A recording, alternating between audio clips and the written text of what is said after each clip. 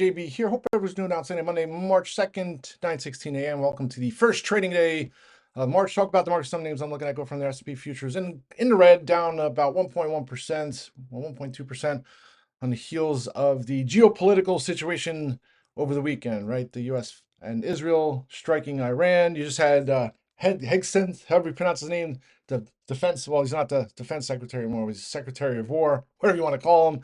He just kind of came on, made some comments. I did my week ahead webinar last night, just really quick, kind of to give a little snapshot of kind of like some scenarios, right? Because I think it's important. Very easy to like look at the headlines, look at all the news, and just come up with some short-term things that maybe might make someone load the boat on puts or to not to be open-minded. So to me, it's trying to be a little more forward-looking and look at the possible scenarios and then try and go from there. So that's what hopefully I can do here. But I tried to do that on a watch list. So anyway, take a look at futures. Not surprised to see in a red. Of course, I'd love to see a red to green overnight or even Saturday. That hasn't happened. I think a lot of it's just the uncertainty. What does that look like? And, he talked about on the thing, it's like Iran did some, I would call it desperation, but they started firing missiles at all these different countries, right? So, so you hope there's no craziness, right? I talked about that on the rant weekend last night, and then I watched this morning. My concern is some event, right? Some like a suicide bomber, right? I mean, I hate to scare or whatever, but you just got to be aware of scenarios, right? That to me, that on U.S. soil, that would be something that would really hurt markets, right? You don't want to see that something like that, some kind of assassination event, right? So those would be scenarios. And then now, we're still in the midst of this software sell-off. So one of my optimistic looks on things is that maybe this situation takes the eyes off the software sell-off, and that's the end of it, and we can move on to some other headwinds. Maybe not, right? Maybe under the guise of this, it'll be continuation today. So I don't want to see a continuation in IGV and those software names selling off. Now you have this Owl Capital, all these other names in the AI space in regards to, is there some canary in the coal mine there in regards to some of this financing? So a lot of different things. But this morning, another one of the circle jerks, right? So you have Nvidia, $2 billion investment in Light. Gosh, I remember looking at Light back in the days at $60. I think it was just in the phone sector in regards to the optics, but I guess not. All right, that's overall markets. So to me, I always have an open mind here with 678 on the SPY. We'd love to see maybe some support here at the open. If we get down to 677, maybe some hold there.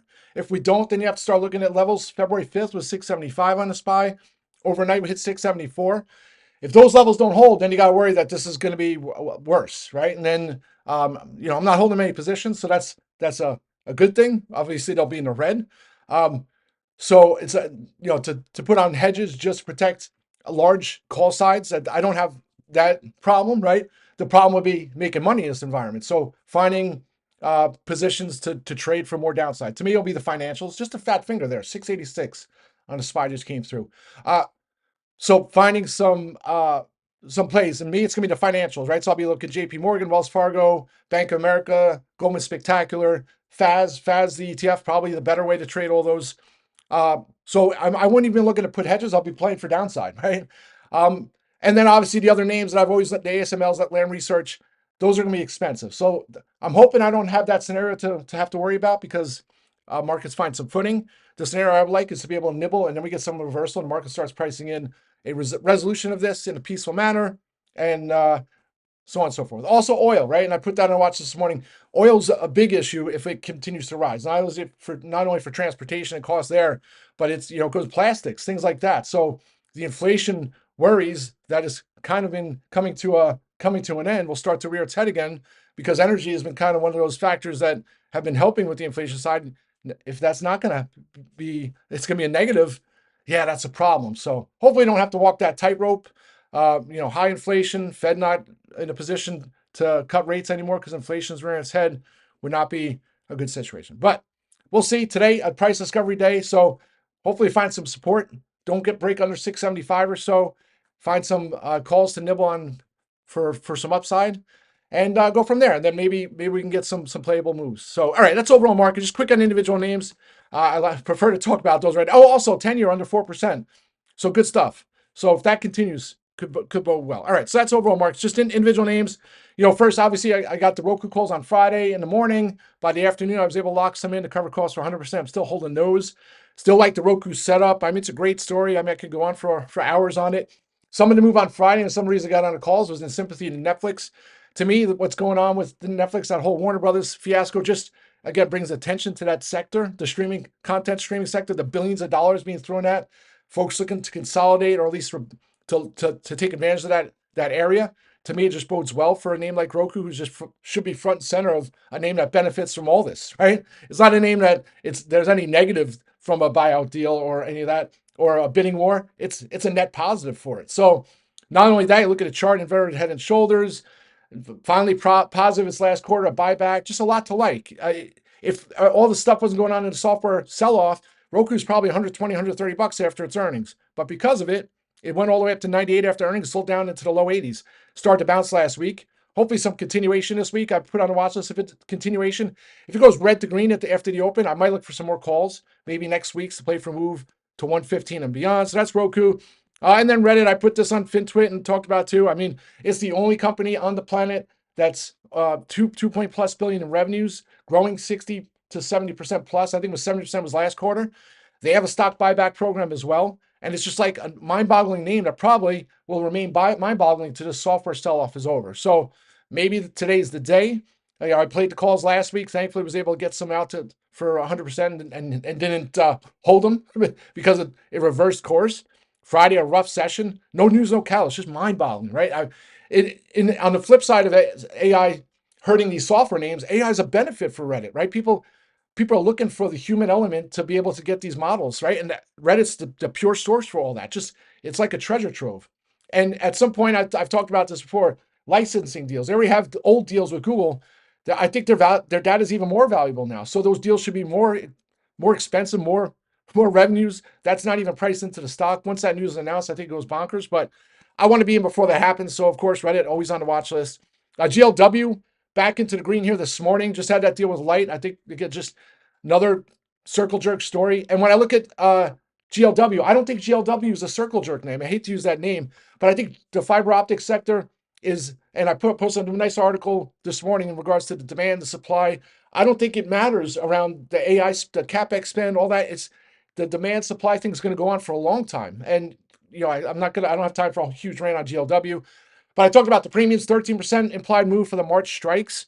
If you go back to February, at the start of February, the implied move on the monthly strikes were only 8%. So when you got the calls in February, you're getting the premium build plus the stock going higher, which unfortunately makes a different risk reward scenario trying to get back in. I mean, I still have those 215 strikes. I'll continue to hold those. Those are freebies. And then I might look for some more strikes just because if it has continuation this week, you can start putting some targets that it's going to be $200 in the next couple of weeks. So if that happens, it's not going to matter if I have the 215s, they'll all be up nicely. All right, that's GLW. Other names, I mean, Travelzoo, I'm not going to talk about that one. I was talking on the Rant last night. I got those spec calls only because I look at it and, at some point, if it has continuation, it's over $7 quick, and those calls will be at least a double, triple. So I'll continue to hold those. Serve Robotics, I mean, I talked about that too. NVIDIA posted on their social media account on Friday in regards to their software being, I forget what the name of it is, but at some point that goes. I still have those March strikes. I'll continue to look for other opportunities there.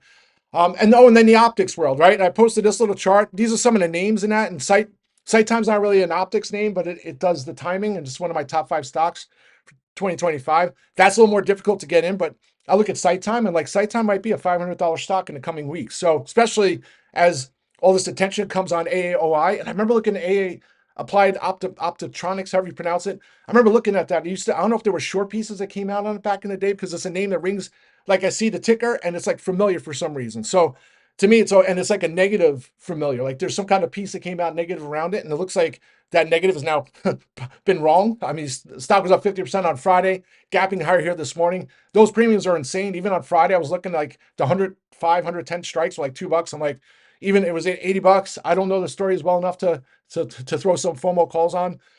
But in light of that, looking at other names that are still kind of under the radar. So I'll continue to look for opportunities today. I've been looking over the weekend, some of these names. I don't know too much about this poet and some of these other names, but I'll be doing some more digging. There's just moral of the story. If you see me throw some lotto calls on some name out there that you don't know, that is why. And I'll post on the Rant, post on the watch list.